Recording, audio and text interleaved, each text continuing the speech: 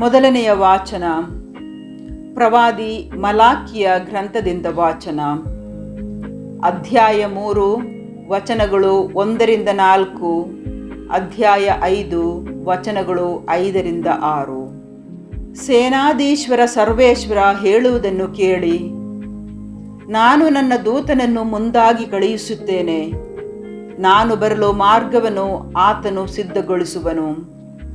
ನೀವು ಎದುರು ನೋಡುತ್ತಿರುವ ಸರ್ವೇಶ್ವರ ಇದ್ದಕ್ಕಿದ್ದಂತೆ ತಮ್ಮ ಆಲಯಕ್ಕೆ ಬರುವರು. ಇಗೋ, ನಿಮಗೆ ಪ್ರಿಯನಾದ ದೂತನು ಬರುವನು, ನನ್ನ ಒಡಂಬಡಿಕೆಯನ್ನು ನಿಮಗೆ ಪ್ರಕಟಿಸುವನು. ಆದರೆ ಆತನು ಬರುವಾಗ ಆತನನ್ನು ಎದುರುಗೊಳ್ಳಬಲ್ಲವನು ಯಾರು?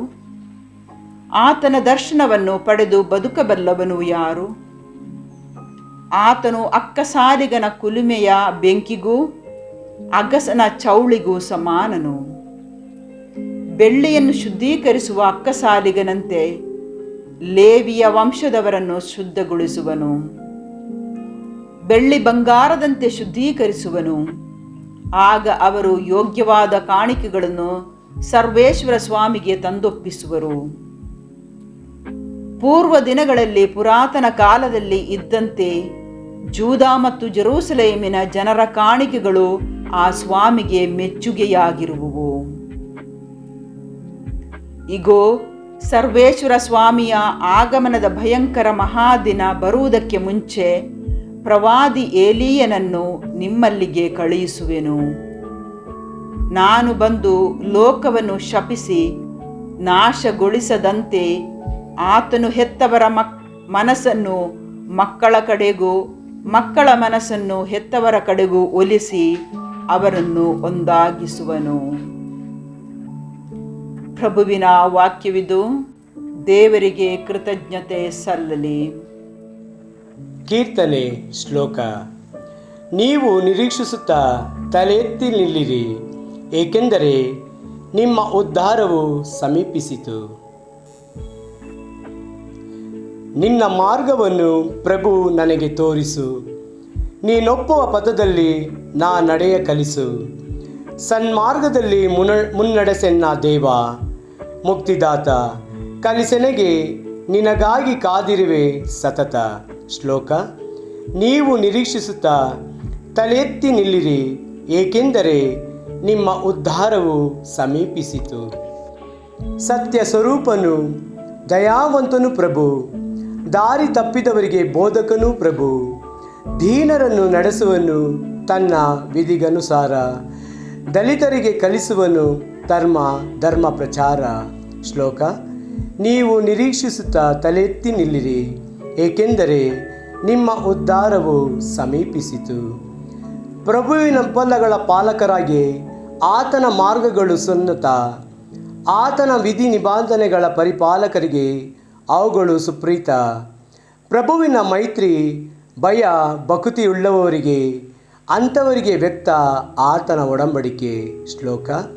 ನೀವು ನಿರೀಕ್ಷಿಸುತ್ತಾ ತಲೆ ಎತ್ತಿ ನಿಲ್ಲಿರಿ, ಏಕೆಂದರೆ ನಿಮ್ಮ ಉದ್ಧಾರವು ಸಮೀಪಿಸಿತು. ಘೋಷಣೆ. Hallelujah, hallelujah.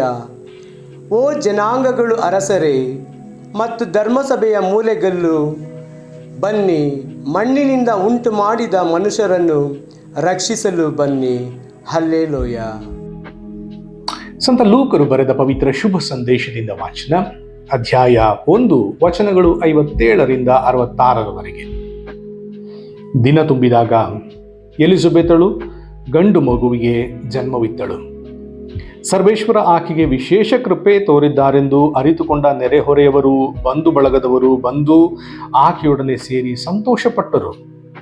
8ನೆಯ ದಿನ ಮಗುವಿನ ಸುನ್ನತಿಗಾಗಿ ಅವರು ಬಂದು ಅದಕ್ಕೆ ತಂದೆಯ ಹೆಸರನ್ನು ಅನುಸರಿಸಿ ಜಕ್ಕರಿಯನೆಂದು ನಾಮಕರಣ ಮಾಡುವುದರಲ್ಲಿದ್ದರು. ಆದರೆ ಮಗುವಿನ ತಾಯಿ, ಇಲ್ಲ, ಅದು ಕೂಡದು, ಅವನಿಗೆ ಯೋವಾನ್ನ ಎಂಬ ಹೆಸರಿಡಬೇಕು ಎಂದಳು.